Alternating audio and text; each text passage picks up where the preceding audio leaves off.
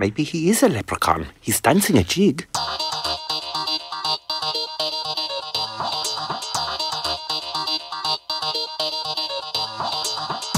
Welcome to day one of the 2020 presidential campaign. This is the morning stream.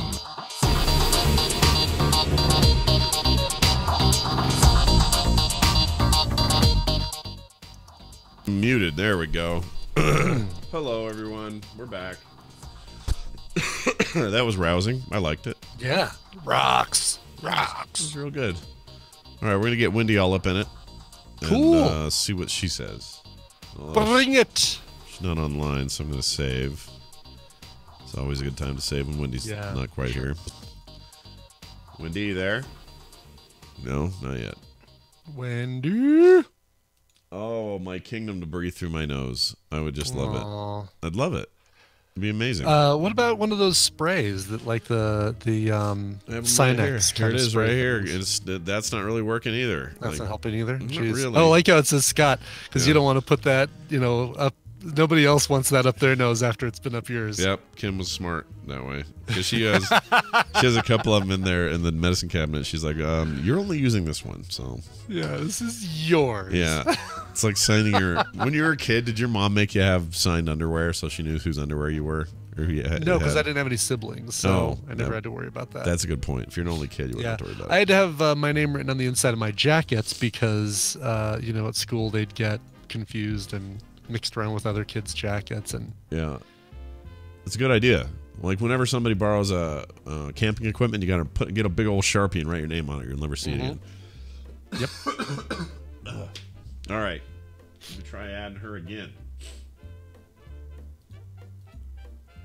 Just makes me want to lay down. Yeah. Me so tired. Oh, what the heck? Why isn't she? Oh, I know why. Okay, now she's green. Ring-a-ding-ding. Ring-a-ding-ding-ding-ding-ding-ding-ding. All right, this should work. Okay. Wendy? Oh, hi. Ah, there she is. Hello, hi. Hello. Hello. Greetings. How are you? I'm good. Yeah? You seem super chill. Why are you so chill?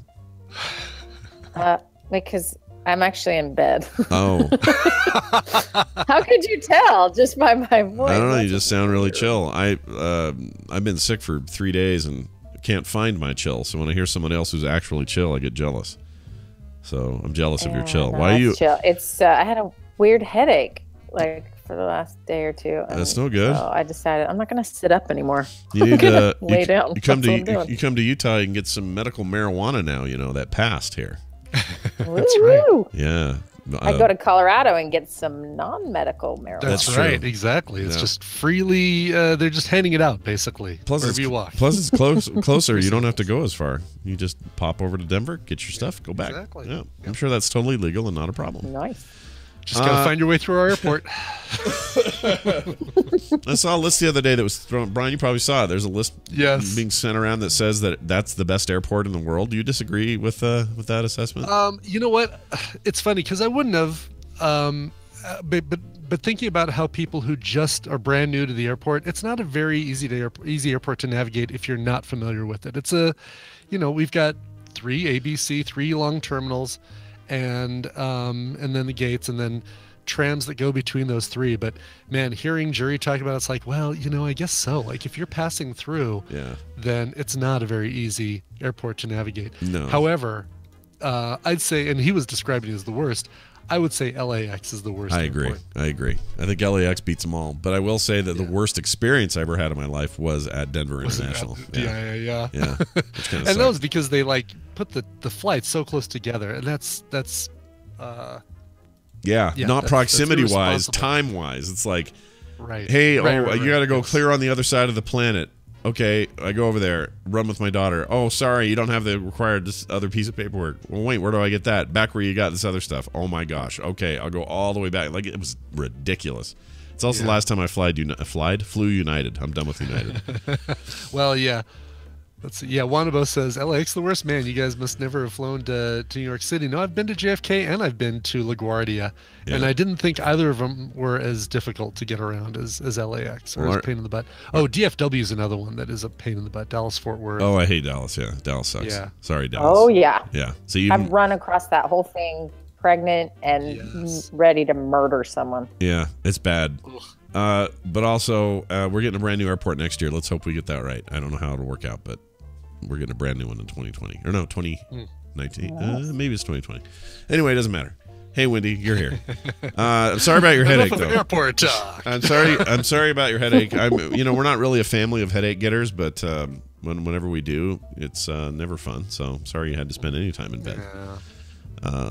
But you're a professional, and like me, despite the fact that I'm crawling through my own boogers today, I'm here to do a show, and so are you. That's a very nice thought, isn't it? So we're going to get right to it. Do it anyway. Wendy is a actual therapist. She's a counselor that's helped people with real problems all the time. That is literally her job, and she comes on Thursday and donates a little time to you fine folks at home. This week, we got an email kind of last minute. I was planning on just doing calls today, but I thought this email was good. Sent it to Wendy. She agreed, and we're going to give this one a quick read. They asked that we keep them anonymous. And here's the question. Hi, Wendy, Scott, and Brian. A tough question for today. Ooh, that's how we like him. We like him tough. Yes. Yeah, like our chicken. I like tough chicken. Brian, I forgot to tell you. Sorry, the chicken thing made me think of it. Yesterday, I was starving. Like, the one thing about this cold, whatever this is I have, I am hungry all the time. I'm so hungry. Yeah, sure. So I took your, you had said Potbellies was doing like a Thanksgiving turkey thing. Right. It was amazing. Really? It was really good. I loved it. I want to go back again.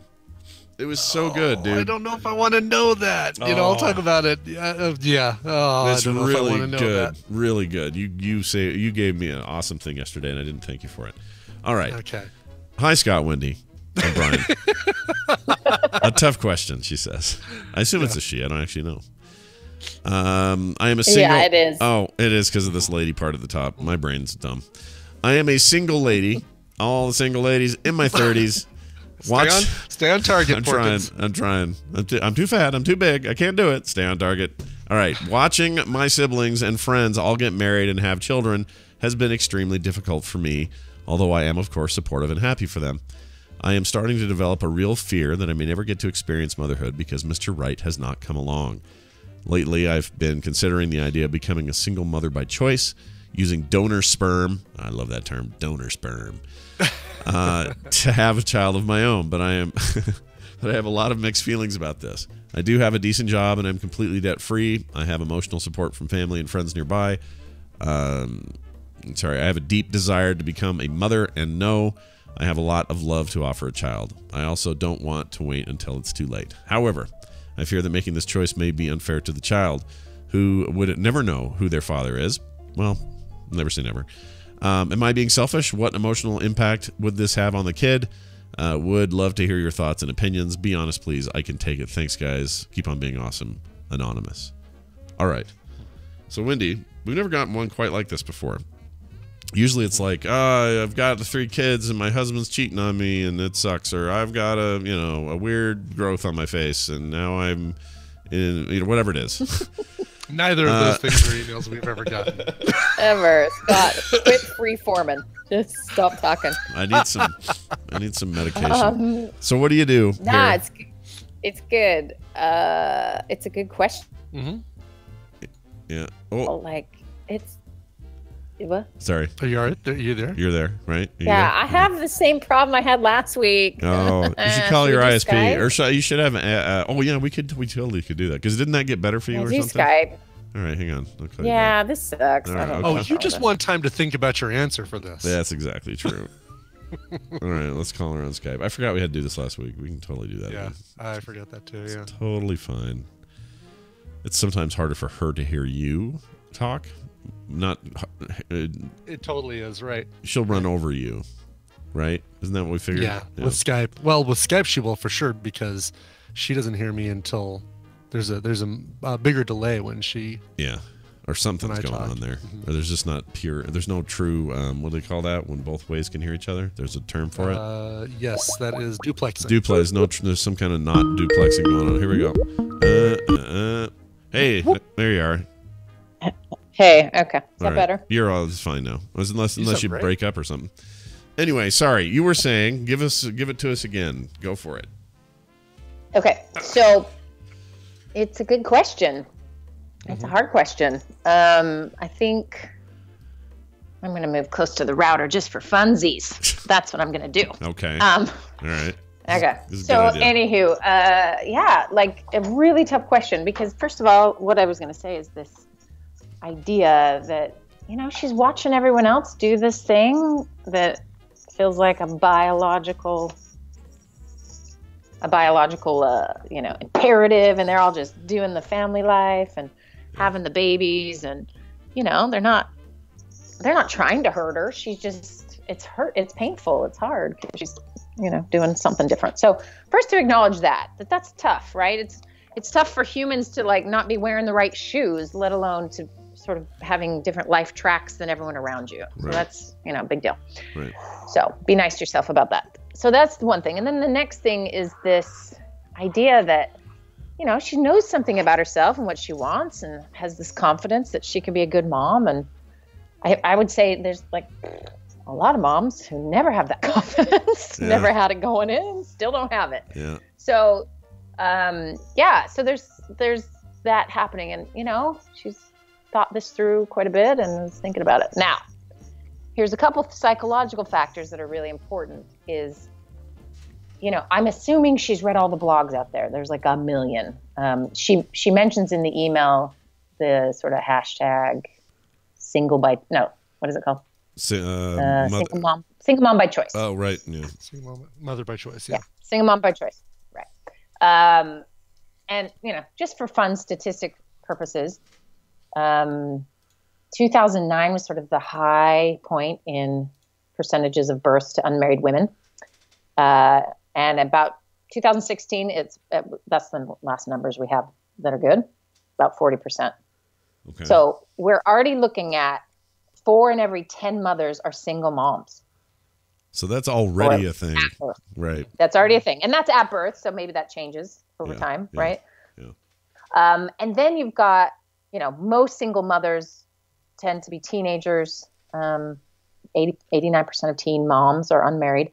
And then in your 30s, you got 23% of mothers are single.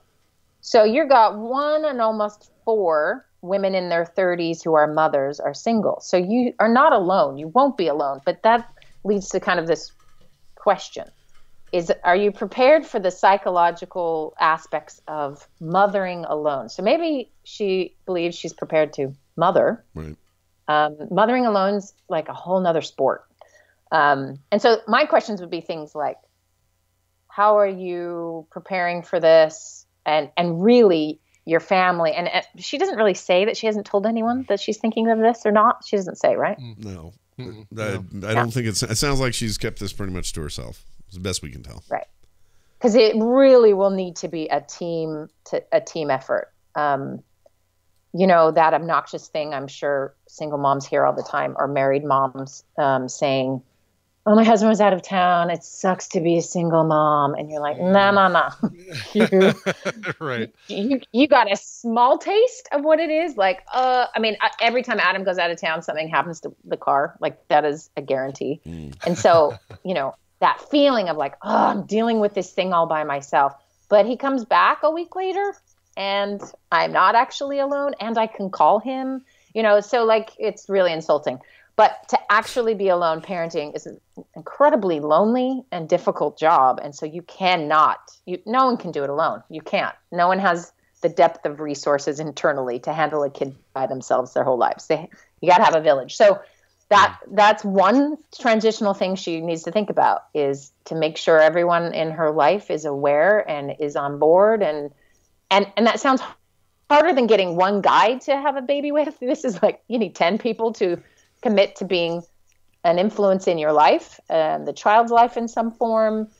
And, I'm talking as basic as like, there's an emergency in the middle of the night, the kid's sick. I mean, the first time your kid gets croup, you are sure that they've been possessed by a demon. And if you don't get to the ER, they're going to die. It is terrifying. Yeah. And then you learn, you just hold them by a hot, steamy bath. You don't drop them in, but you just let the hot water run and you fill your bathroom with steam and it calms down. And then as soon as you lay them back down and they sleep, it'll come back. I mean, it's a nightmare, but once you know, but that first time you don't know. And so having sort of that support is really important. Yeah. So maybe I'm jumping to what to do when she does this. Maybe her question is really more about, should I do this? Yeah. My impression is a bit of both. It sounds like it's like, well, if I do this, how am I going to do it? But also, should I do it? I think they're getting That's both. The way I'm reading it is, she's trying to decide if she should do this, and she wants to get recommendations one way or the other. Yeah. Right. Okay. Well, and I think a big factor. I turned out just fine. Yeah, you did all right as a single mom. Or well, wait, she was a single mom. Oh yeah, when did my mom was a single mom? Yeah. Were you born as a single mom or as a? What am I trying to say? My parents got divorced when I was a little over a year old, and basically my mom raised me from that point until she got married when I was 11. Oh, okay. So for 10 years, and then it's just me having to live out another 7 years basically, or 6 years until I moved out. Yeah. Did you breastfeed at 11? And did you stop? Did you stay with your dad like on weekends and I saw Wednesdays? him on weekends, yeah. So I'd see him just about every weekend, go over Saturday, spend the night, come home Sunday kind of thing. Right. Okay. So that's a thing you don't get with single mom by choice. You don't have a break ever. Right, a weekend dad. And that is, that is right, exactly. So that's tricky. So you really are having to find, well, and I would probably argue most divorced people would say, yeah, but then you don't have the jerk to deal with who you have to share your kid with. So, there's definitely maybe benefits. There's something to that. So it's right. So preparation. And here's the thing.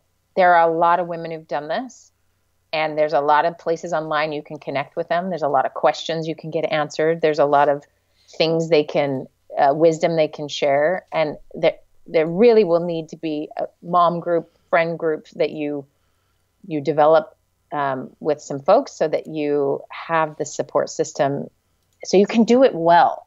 Because I think what ends up happening is sort of like we have one model that happens pretty naturally in society. It's like somebody meets, they fall in love, and then they start having kids. But that model also includes by 7 years, they hate each other and divorce, and then they have to share custody. I mean, the new norm is that most kids have 2 houses to go to, right? Yeah. So the model is all sorts of places all over the map, but our biology is pretty one track, at least in the early stages, right? Which is pair off, have some offspring, try to live your life. And she's going to do this a different way. And there's nothing wrong with doing it a different way. It's just be as prepared as possible, because it's funny, we don't criticize a married couple for doing it wrong. Maybe back in the day, divorce, we did that more so with. But I think nowadays it's like, oh, yeah, we kind of expect it's hard to have 2 people get along. But I think a single mom by choice, we're going to have some judgments about that. And then we're going to hold her to a certain accountability. And you're going to feel stress and pressure, because you feel stress and pressure as a mom anyway. But then to make it look like you are doing well the whole time because you chose this is going to be another psychological aspect to that. So to really prepare and not only get the sort of emotion or the physical support in raising a kid, also the psychological, emotional support, that it's hard and you'll make mistakes and it's okay. And, there's shortcuts this way, or try this. Like, for example, I just found a parenting blog that gave some 5 things I didn't know I wish I would have known before. And, number 1 was it's exhausting. It's so freaking exhausting. Yeah. Right? Like, it really is. I have a good friend in Vermont who was a single mom by choice, and her daughter was born with a soft cleft palate, just like my daughter was born with. So we got to know each other through that. Yeah. And it was exhausting. And there's this weird thing when your kid has a cleft palate, and maybe people know this or not. Very weird when they're babies and they've had the surgery, or there's something, you can flip them upside down for a few minutes, not a few minutes, and it relieves the pain and the pressure from the surgery. Oh, really? You don't do it all night. Right. You just do it for a few minutes, and then it gives them relief. I don't know if it's just all the blood going to their head. It's probably terrible, like old wives' tale. Don't do it. But she had to just all night by herself help this kid recover. And she told me, if I had known, I would never have done this. But you can't predict that, right? So you prepare as much as you can. Right. But she's out there. She is now partnered, and her daughter is this beautiful, talented, running, amazing 16-year-old. She made it, and most people make it. But there's a lot to think about. It's kind of like doing your research before buying a car, where I think most of us tend to just like, oops, the car's coming. Yeah. Then we're parents. Yeah. So there's a lot of resources. She's not alone. But she really does need to get her team sort of together for this to feel successful and for her to handle it. So lots of blogs, lots of stuff out there. Sure. Yeah. I was digging through this blog you were talking about, the one in particular, the Moms by Choice thing. And there's tons of stuff in here, like how to deal with stuff like you just said, like a disability, or preparing for things like if some people are adopting. There's a big portion of this stuff where it's about adoption, and somebody says if you're going to adopt somebody of a different race, here are the things to know that could come up in common conversation, and so that these things come up. It's not you're not being caught off guard by them or whatever. Like, it seems like there's a pretty broad range of helpful stuff in there. It's also very fluffy, it's all very, how do I put this? Like, touchy-feely. Yeah, I don't feel like this blog's there's not a lot of like harsh reality going on in here. And I'm not saying maybe there is no harsh reality. I don't know. I mean, the greatest thing I ever did was have kids. So I don't, my kids could have come out, like when Taylor had her seizures for all those years. Like, it was really hard. That was freaking hard, and it was difficult and all of that, but I don't regret any of it. Like, it still was really great. So the only thing I would add to any of this is, if this is something she really wants to do, our writer, our emailer, it can be done. And not only that, it could be just the greatest, coolest thing you ever did. You know what I mean? Yeah. Like, even without a dad around, not saying it's easy, not saying any of that. And I don't, I'm the last person to talk about what it might be like to be a single parent. I've never had to face that at all, either growing up. And let's all just be clear, your kids would be dead. Probably. I mean, I wouldn't go that far, maybe, but they wouldn't be. Okay, fine. They wouldn't be who they are. Like, their path being fairly well set has a lot to do with their mom. I'll 100% agree with that. But at the same time, I don't know. Like, it just seems like no matter how hard it got or how weird it got or whatever, it's. I'm biased, but it's all worth it and great. Mm-hmm. So it is. And Scott, here's the thing: if Kim had disappeared on you and left you with 3 little kids, we would have helped you organize and clean your house a little bit. We probably would have been a Christmas gift where we sent a cleaner to you every week. Like, probably. You would have taught you how to cook things besides weird eggs. Yeah, yeah. Or I might surprise everybody and do a lot of that stuff on my own. That's possible. Yeah. Well, you would learn. That's actually my point. Is that your team supports you, and then you learn, and then kids get older. And as kids get older, all this stuff gets easier. Yeah. It's those early years. They don't come with skills, unfortunately. They come really not great. And there's a couple other factors, like, people, and here's kind of a thing I was reading too, just like you can get real picky about the sperm. Like, it must be perfect. It must be a genius. It must be, try to avoid all challenges. Well, that doesn't work with a partner or a sperm donation. Sometimes stuff happens. Sometimes kids have problems. Sometimes kids are jerks. It's nice to know who you can blame, and you can always blame it on the sperm donor. So that's nice. So there's lots to think about. And I would say, one of the big ones that she's sort of mentioning under the surface, in my opinion, is the loneliness part is a part of this. Yeah. It's a challenge. It's lonely to be a mom with a partner. So the loneliness that you would have without a partner and raising kids is going to be a real thing to deal with. So how is your loneliness now? And are you feeling that your time with friends, and it sounds like she's got a lot of family and a lot of nieces and nephews to hang out with, so maybe that's not something she's feeling at the moment. So to gather your sort of crew and figure out what you're going to do, I think is important. And also, overarchingly, this is a huge decision. It's up to you, obviously. And, maybe when you've done all your homework and it feels like you're ready, then great. But maybe you won't either. Like, sort of honor the fact sometimes we think we want something our whole lives until we are really faced with that moment and what it would take. And that's maybe not what we want, and the timing's off or something. So it's a bit of like, I don't know, honor yourself in the process of preparing too, and you may change your mind, and that's okay too. Clacky D in the chat room says, I think you guys might be missing part of the question. How would it affect the hypothetical kid, and is that fair to the kid? So not having a father figure, is that fair? Thank you for saying that, because it was all fuzzy when you read it, so I missed it. Right. All right, what do you guys think? You say it. What do you think? I think it's better to have no fatherly role model than a bad fatherly role model. I know that's not necessarily what she's saying the choice is, but that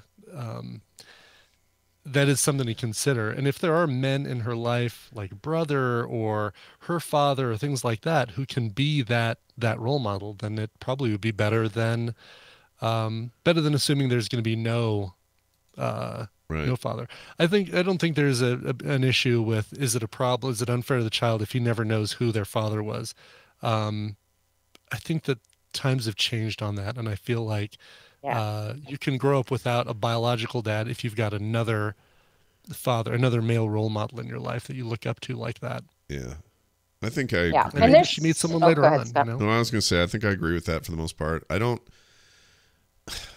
think it's important for them to have, I think it's important for kids to have those role models regardless of where they come from. And as long as, like Brian says, as long as they're coming from somewhere, you should be okay.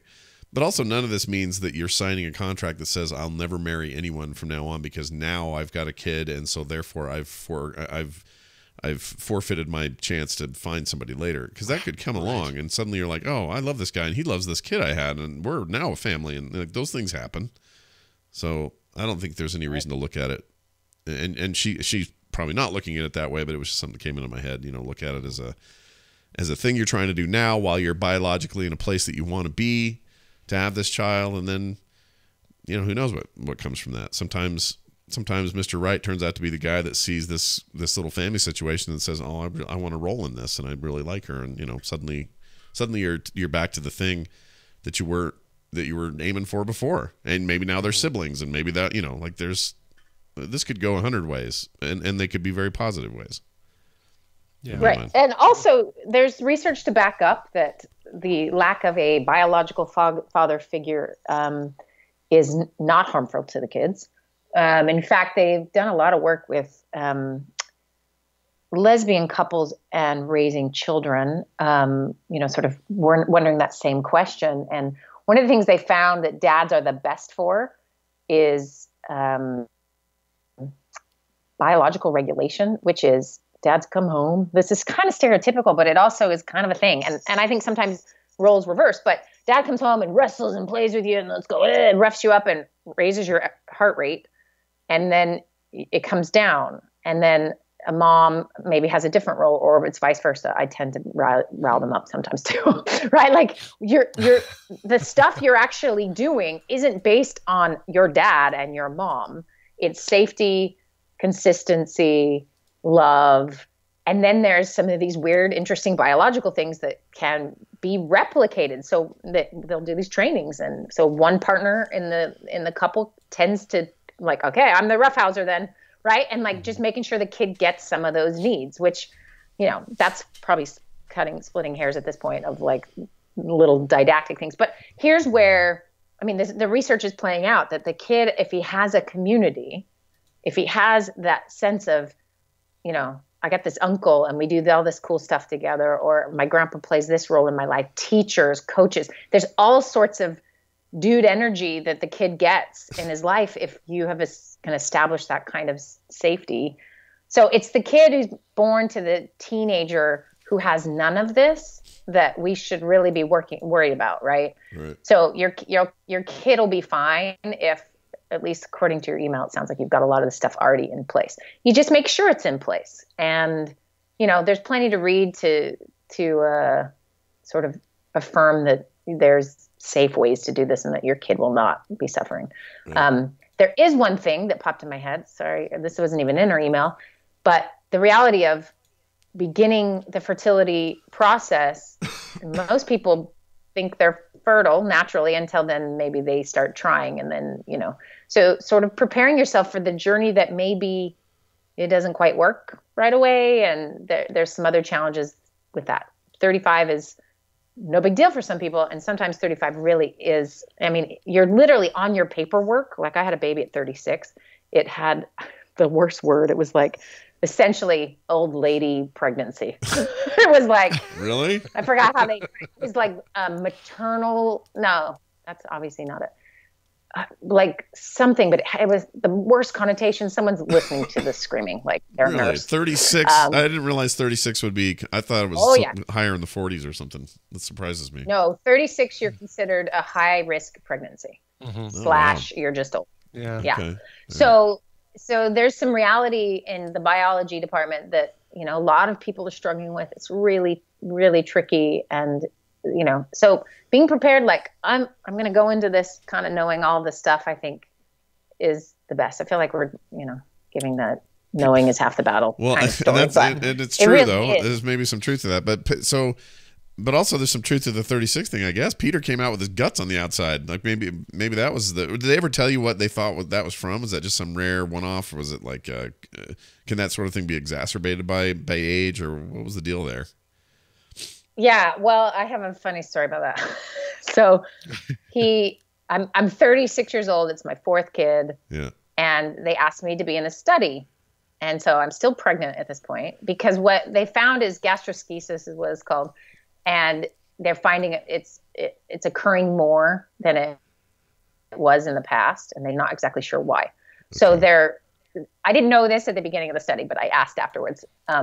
So this is personal information. No one wants to know about me. But the woman has this big, thick packet, and she goes, okay, my first question is, she won't look me in the eye, by the way. She's like, okay, my first question is, when's the first time you had anal sex? Oh, my God. Yeah. And I go, never? And she flips half the book open, like goes through half the book. Really? I can eliminate questions B through M. Yeah.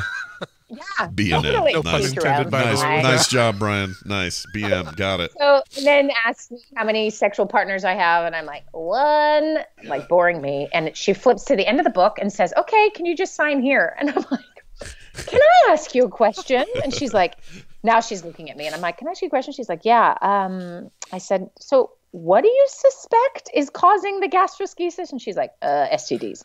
And I'm like, oh. So they think eyes and STDs is connected. But here's the crazy part. Yeah. This emailer's like, people don't talk about this stuff. Anyway, is teenage moms with multiple sexual partners and STDs that's where the rise is. At first, it's kids. Yeah. Whereas I am 36, having my fourth, and I'm like in the grandma territory, and they just thought, well, you're just a fluke. So anyway, so I was just a fluke. You're just a fluke. Okay.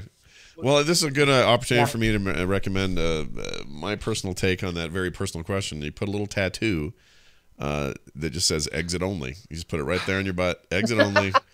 And that's how I like to live. Because mine says up your bum. Yeah, up your bum. Mine says exit only. Thumb up your bum. Yeah, thumb up your bum. Yeah. Anyway, the point is that her kid could be born with gastroschisis. I hope it doesn't happen to anyone, but it can be tied to a couple things, but ours was just a fluke. Like as the belly button area closed around the guts, there was just a hole. Wow. Yeah, such an interesting thing to see when we first saw him. I remember going to the hospital and going, what are we looking at here? Like, it's just the strangest vision. It's just like this tiny baby with little smokies. Yeah, all piled up on his belly, like a big tube of little smokies that you would eat at a family party or something. Yeah. It was very I've yet odd. to eat one since. Some Yeah. weird family parties if you guys are sitting around eating tubes of Little Smokies. Well, I mean, Wendy's right. Like, I'm not sure I can look at them the same. I don't think I've had any since then. I don't think because his little intestines look like Little Smokies. It was very weird. Anyway, Peter, what a cool kid. Anyway, so that's what's great. Like, if I always talk about this, if I lived in the 1800s, I'd be either dead or rocking in a chair somewhere blind because I got this early cataract thing. If Wendy lived in the 1800s, Peter wouldn't have made it. This just wouldn't have made it. Like, right. There was no options. And we live in a much cooler time now, everybody. Celebrate the cool time we live in. Right. And going to the emailer, like, this is such a cool time for her. There are so many resources. There are so many people who've done this. So 16 years ago, I knew this lady in Vermont, pretty open, hip place for that kind of thing. And she had no blogs to read, you know? Yeah. She had none of that. And this person's like financially in a position to do it. She's got the heart for it. There's a couple factors to think through. And I mean, I think she's got it. Yeah, I do too. I'm excited to hear what happens. And I just think it's I don't know. It's cool to get an email that's about being in a position to do a thing. So talking about the thing you're in the position to do instead of feeling like you're never in a position to do anything, which is a lot of what people are dealing with these days. In her case, it's like, I got this and I think I'm ready for it, but let's talk about details. Like that's a forward thinking place to be. So I think that's awesome. Let us know how it goes and what you end up deciding to do. We'd love to hear back from you. And as always, if you want to have an email read here, you can send it to, actually, there's a couple ways you can do it. You can send it to themorningstream@gmail.com, or you can go to therapythursdays.com and use the submission form over there, and it'll get to us one way or the other. But also, occasionally we'll take your calls. We may do that next week as well. Wendy, anything else you need to promote, push, have, say, give? Yeah. No? Thanksgiving is next week, and I is. want to give everyone a challenge. Oh, okay. Okay. So I still have, by the way, I still have last year's wishbone, and you were here in town, and we forgot to do it. That pisses me off. I know. I have it right there. You still have it? Yeah, Where is it? It's above the microwave in the kitchen. I kept it there because I'm like, okay, when Wendy visits here before going wherever she's going to go, that's our chance. And I completely spaced it. But we always have this long-standing tradition since we were kids. Wendy and I are the two that do the wishbone. And Wendy cheats and then usually wins. And you just suck at it. That's all. That's all there is to it. I was in your kitchen this summer. We were so I know. close. But so How dumb far. is that? It's so dumb. I'm so annoyed. But anyway, sorry. Thanksgiving tips. Go. Give it. Yeah, Thanksgiving tips. Okay. So there's this cool story about these researchers who were trying to study a family camp full of Weirdos. apes. Oh, apes. Okay. No, apes. Okay. And every single time they'd pack up all their gear, they would bring rifles just in case something went south, you know. They were ready and they got their notebooks, they're ready to go study. And these apes would not let them anywhere near. Like they let them know clearly you're not allowed here. It's not cool. Right. Anyway, they tried and tried and tried. Well, one day one of the researchers just like, I'm going alone. I'm not taking anything with me. So he's got no guns, he's got no paper, he's got nothing with him. Yeah. And they just let him right in, right? And so he's like, they let him sleep in their camp. Like they treated him like, it's fine that you're here. And they were, kind of amazed by this. But the reality is whether they knew what a gun was or not, they sensed the intention, right? And I just like the analogy because I think it's funny.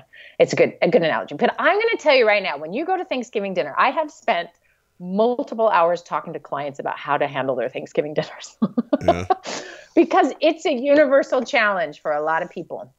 So I want to challenge everybody to not take your guns to Thanksgiving. Yeah. Literally, okay. But also just figuratively, don't take your defenses, your ready to fights, all your stuff, and just see what happens. Just go in. You're a researcher watching the apes. So not just your literal guns, but your figurative guns. Yeah. Gotcha. Yeah. And maybe your real guns would be good to leave home too. Sure, but just don't take those either. Sure. Yeah. I agree. You're just generally go with an open heart. See what happens. Like really try to. Yeah. Like I don't know. And maybe this is dangerous for people. But I feel like it's such a great concept of like people sense you. They sense if you're safe or not. They sense if you're, and they get defensive. And so I can't talk to all your family and the weirdos in your family, but I can talk to you, whoever's listening, and just, try it.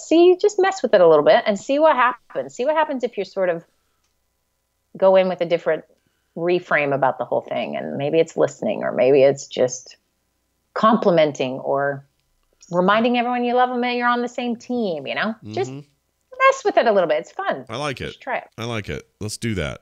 So you're saying I shouldn't just sit and try to see who can burp the loudest without getting caught? We don't want to do that? Yeah. Okay, that's what Wendy and I used to do. Well, I mean, Wendy used to have a very different idea of what was fun at Thanksgiving, I can tell you that. She's matured past all this, of course. But No, I would do it if we were together. Yeah, that's true. You're just not going to be here this year. I understand.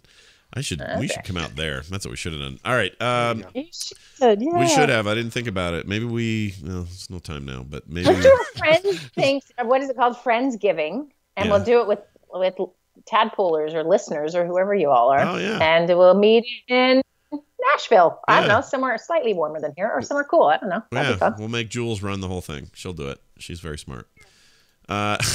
Wendy, have a fantastic week, and let's see, is next week Thanksgiving? It is, isn't it? Yeah. So we're not gonna have a show a week from today. Yeah. So I guess Merry giving thanks. Merry Thanksgiving is what I meant to say to you. Yes. Merry Thanksgiving. And may it be full of turkey and goodness. We'll talk to you later. Joyous Thanksgiving. Yes. Thankful for the giving of the joyous giving of the thanks. All right. Hey. We're about done, but I do have it's like an email day. I don't know why. That's what I'm saying. Yeah, you loaded yourself up with a lot of stuff to read. Yeah, I feel like I just had to do a little catch up. Emails got kind of out of hand over the last couple of weeks, and so we've got a few more of these to read through. I'm going to do that, and then I think maybe even we'll play a mashup. So hang on to your butts. Here comes an email from Australia. Josh wrote in, says, recently I've been going through a bit of stuff at home that has made me feel pretty ordinary. My wife, who I have been with for 16 years, married for 9, just told me that she is possibly gay and that she is unsure if she wants to go to continue our marriage. We have 2 kids, 2 and 6, which makes it all that much harder. She's going to counseling and has asked me to wait in the meantime until she makes a decision. It's been a month so far, and to help me deal with this, I started going for a 4 odd kilometer walk every morning before work, and I have been using TMS as the podcast to get me through. You and Brian are the greatest, and I just wanted to say thanks for being awesome and being an awesome way to start the day. You guys are truly the greatest. I'm not in a position at the moment to donate via Patreon, but when I am, I will sign up in a heartbeat. Thanks again for the show, and keep up the great work, Josh. Well, Josh, we appreciate that and hope that things get better on the home front for you there, buddy. That sounds a little rough. I have a very specific friend who went through this exact thing, whose name will not be mentioned, but wow, you know who it is. I'll have to tell you off air. Same exact deal, though. Like, same. Like, the only difference is it happened in the States. But his wife just said, I think I'm gay, and then everything all turned upside down. Justin wrote in, this is not Justin Robert Young. Thank goodness. It's somebody else. Excuse me. He says, regarding the vegan discussion last Thursday, which life choice would you rather follow? I don't want animals to suffer, or I don't want to kill animals. They may seem like one and the same, but they're actually different. If we killed no more animals, we are actually guaranteeing their future suffering by threatening their whole species. If we did not kill the animals, those in the wild would not maintain population control. They would run out of food and die off. This is true. This happens. Kind of the natural way of things, but it happens. Anyway, for good or for ill, humans are an integral part of the animal kingdom, and we hold great power and responsibility over many species. This is the main purpose of the DNR, to carefully cull the wildlife so it can flourish. Regarding the animals we breed for food, I agree. It would be ideal for us to do so in the most humane way possible. However, if our answer is to just stop eating meat, we are condemning all those animals to extinction, not just bad living conditions. It is not like we stop eating meat. Cows will now roam the plains. We won't need cows anymore, but will we let them die and their species will end? A better solution to me is to continue to push for better treatment of the animals. To end on a punchy note, most vegan discussions I've had have not ended well. They don't like me accusing them of causing the extinction of a species. Signed, Justin. Well, we're not here to judge you at all. No, not at all. And that's a really good point. Obviously, the chickens that are bred in cages just to be killed and turned into poultry in the supermarkets, that's one thing, and definitely working towards the better treatment of those animals that are kept in captivity, specifically bred for food. Yeah. That's something that needs to be improved across the board. But totally agree. Treat them better. Yeah. Eat them better. That's right. All right, we do Kill them better and cook them better. Kick them, and click them. All right, here's a mashup. This is actually been in here for a while, and I feel bad I'm so behind on these, but Jamie put this together. It's one of the fireside stories. It's the plum riddle. Oh my gosh, we're gonna learn. I can't wait for this. We're finally gonna hear what the plum riddle is again. So here it is. Oh, Check I love it out. it. Should be good. I hope. Once again, pull up a chair as Scott and Brian share a story by the fire. What will they talk about today? All right, before I play it, Yeah. I want to do a riddle to you. This is an old favorite, one I got when I was a kid, and I've used it every once in a while, and it never ceases to either stump people or make them feel smart. So here you go. Guy's walking down a path. In the middle of this path is a tree. It's an apple tree, okay? Okay. I'm sorry, plum tree. Back that up. It doesn't matter that much, but it's a plum tree. Okay. So the guy walked past a plum tree. Now, he neither takes plums nor leaves plums and keeps going. How is that possible? He neither takes plums nor leaves plums. He just walks by the tree then. Well, no, because What changes? He neither takes plums nor leaves plums. So that implies he's got some plum. You know, there's plum in his life after he leaves that tree, but he neither takes plums nor leaves plums. Oh, I see what you're saying. So he doesn't leave any plums on the tree. Like there are no plums on the tree when he leaves it. Or do I? So here you go again. He sees the plum tree, I walks think past. there's a piece of this that you're not telling me. No, it really is not. I'm telling you everything you need to know. He neither leaves plums nor neither takes plums nor leaves plums. Gotcha. I see what you're saying. Okay. Well, let's say that it's off season and there's no plums growing on the tree. He neither leaves plums. That wouldn't work because he neither takes them nor leaves them. But if there are no plums on the tree, he can't take them, nor can he leave them if there are no plums on the tree. No, because he ends up with a plum. He's got a plum already. Oh, he does. Okay. Well, you didn't tell me that part. Yeah. There are plums. Let me make this clear. There are plums on the tree. There are plums on the tree, and he neither takes plums nor leaves plums. How is that possible? Because he's got a plum hanging out of the bottom of his tiny gym shorts. All right, that is our sign that we are now going to tell you the answer. Please do. The answer is there are only 2 plums on the tree, so only takes one. Takes one, leaves one. So it's a plural thing. He neither takes plums nor leaves plums. So he didn't take 2 because that would have left the tree without any, but he... You didn't tell me until the very end that he ended up with a plum. Well, no, I did the whole time because I said he neither takes plums nor leaves plums. That implies he takes something with it. Okay. It's a good one. It is a good one. Yeah, it's not bad. Anyway, now the world knows it, and I'll never be able to use it on this show again. And those of you who have forgotten, the song we're going to be playing is Evil Ways by Salvador Santana. Here it is. We'll be back tomorrow with a brand new show. See you then. Oh my gosh, I didn't realize that it had intervened into some song playing at the end of the show. That's really funny. I love how it starts out as an apple tree too. Yeah. Like you would think that because it's neither leaves plums nor takes plums, you'd never forget that it's plums that are integral to the part of this. You'd think, but that's how I roll. That's fun to hear that again. That must have been like 20. Oh yeah, it was 2013. Jeez, it was a while ago now. Doesn't seem that long ago, but that's a while now. Since then the riddles come up, and it's a man with no eyes saw a plum tree. He neither took plums nor leaves plums. How is this possible? Or something like that. There was some addition that he was also blind, which I don't know why it would be relevant. Probably just to distract. It's like saying, you know, it's that old one where you say, all right, you're the bus driver. You're driving down the thing, and a bunch of people get off on the stop, but 3 get on. And then you go to the next one, 20 get on, and 1 gets off. The next one, 20 get on, off, and 3 get on. Who's the bus driver? And you do enough of those that they forget that you said they were the bus driver at the beginning. I think that's as I was heading to St. Ives, I met a man with 7 wives, and each of those wives, blah, blah, blah. Yeah. That's and an old who's trick. going to St. Ives? Well, just the guy, just the dude. Yep. Anyway. It's hard to believe there's an entire Batman villain dedicated to this stupid way of confusing people. It's insane.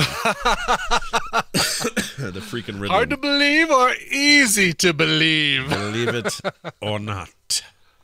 All right, that's it for today's show. We will be back tomorrow for a PM edition of the show, assuming I'm not dead. And that should be around, let's see, 3:30 Mountain. Is that when we do it? 3:30 Mountain time. 3:30 Mountain Time. Correct. PM edition of the show brought to you by your support at patreon.com/TMS. Without that, there is no 5th episode. In fact, there's no show really anymore if people don't support us there. Patreon.com/TMS. Huge thanks to everyone who does. And if you haven't yet, please consider it. If you're looking for anything else, it's all at frogpants.com/TMS. Oh, and vote for show titles, frogpants.showbot.tv. Oh, yeah. Chat room. Get on there. All right. Right. We're out of here, and music is in the air again. So what are we playing Music's here? in the air.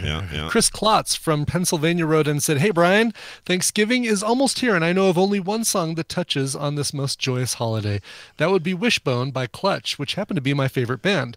Clutch puts on a great show, but the best I've ever been to was the Rocks Off concert cruise, where Clutch performed 2 sets for a small audience of 300 people on a yacht cruising around the Statue of Liberty and then back to the New York City docks.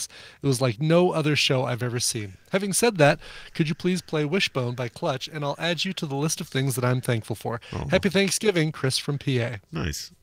Love it. Well, Chris, are you new here? I play covers at the end. So